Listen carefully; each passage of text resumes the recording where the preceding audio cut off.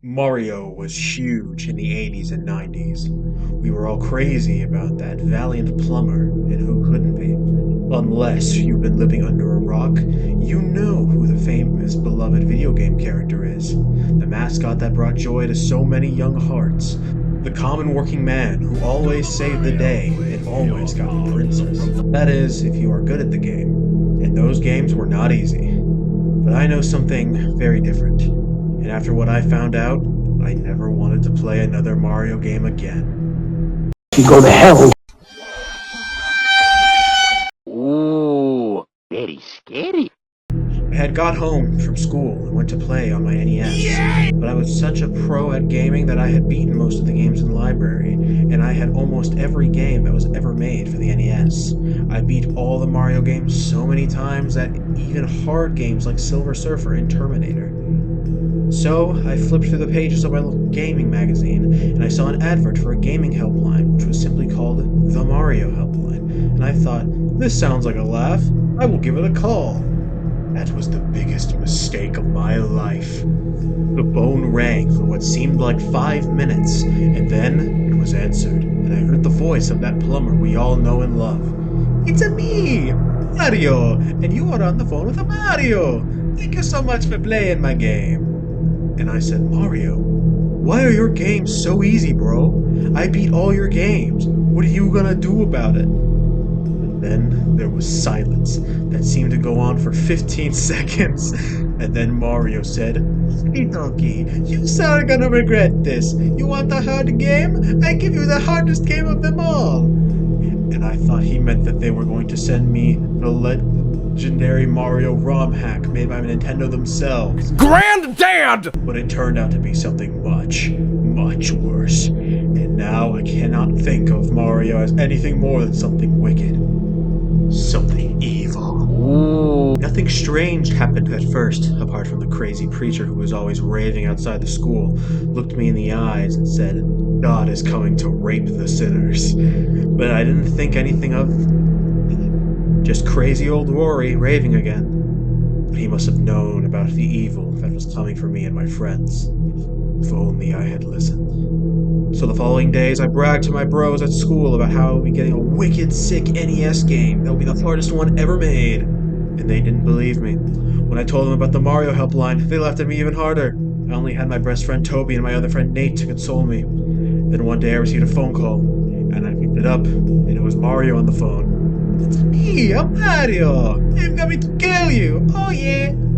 I sighed. This was clearly a prank call by the school bully Ricky Ryan. And, very funny, but Mario only threatened me further. Oh, it's no joke. I am coming to kill you and your friends. Let's go! And I hang up the phone. I didn't think anything of that helpline at all that week, until I went to school one morning. One of the teachers took me out of class. It was Mrs. Havisham, one of the strictest and meanest teachers in the whole school. But this time, she wasn't strict, but looked sorry for me. And she said, your best friend Toby has been murdered. And I could not believe it. He was my best friend and now he was gone. You've done this. Why did this have to happen to me? I was taken to the police who questioned me. What could I say? I cannot think. My mind was a haze. I didn't know anyone who could kill Toby. He was the nicest person on the whole planet. The following days were a blur. I went to school seeing the same faces worn out of places going nowhere. Nate tried to console me, but I didn't listen. What could he know or understand? Nate was a simple guy who only wanted to get a nice house and marry and impregnate a woman so they could have the children. But that wicked plumber would snatch that dream away from him all too soon. When I got back home, I received another call. Wahoo! You only have one life in real life. Oh yeah! Toby learned that the hard way. He growled. You sick bastard! How could you kill my friend? He laughed. I told you I would get the hardest game. Mamma mia! Nate won't be able to make anyone a mama now because I'm chopping off his spicy meatball. My God, that could only mean one thing. He is castrating Nate. I had to run to save my friend right away, so I hung up and ran to his house. It's too late.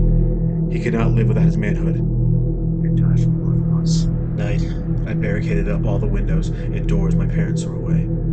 That sick bastard plumber had probably killed them too. I sat in my room, waiting for that evil plumber to come in. And I knew now why he wears red clothes. Because those are bloodstained clothes from all the innocent people he has murdered. The sadistic bastard is mass murder, and Nintendo has the gall to pretend he's a happy-go-lucky hero.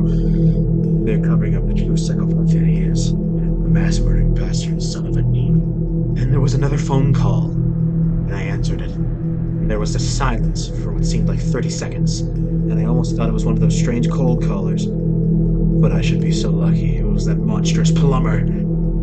Your time! I'm coming to slit your throat! Wahoo! And then I will cut you like a pig afterwards. I heard those dreaded words and I slammed down the phone. Then, I had the greatest revelation yet. Mario's clothes were not red just because they were bloodstained, but because Red Mario is a communist bastard, and red is the color of communism! Those Chinese Reds are using Mario to destroy good Christian kids like me, and Mario's the key part of that. Mario's really Mario, and he is coming to kill me. Then I heard his mocking voice coming up the stairs. Oh yeah, hey-yo! And oh, this way, and here. And then outside my door. Oh, that's the one I needed. One was just what he needed, and then I remembered my daddy's crowbar that he got for Christmas. Mario must have had it, and he sure did. He broke through the barricade, and I could not run. He took out a knife and put it against my throat and said, "Your time!" And then he slit my throat and killed me. Died. I then knew the truth, and from that day on, I cannot look at that so-called fluffy mascot without shuddering. I know the truth. The truth Nintendo don't want anyone to know about their beloved Mario. He is an evil, mass-murdering psychopath and communist bastard! This is the real truth about Mario. So that's my story. Now you all know the truth about Mario and his evil, satanic ways that lay beneath his happy, lucky attitude.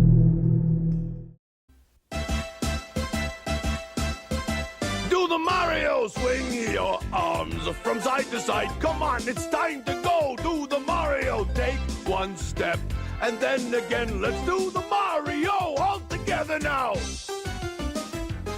You got it. It's the Mario. Do the Mario. Swing your arms from side to side. Come on, it's time to go. Do the Mario. Take one step and then again. Let's do the Mario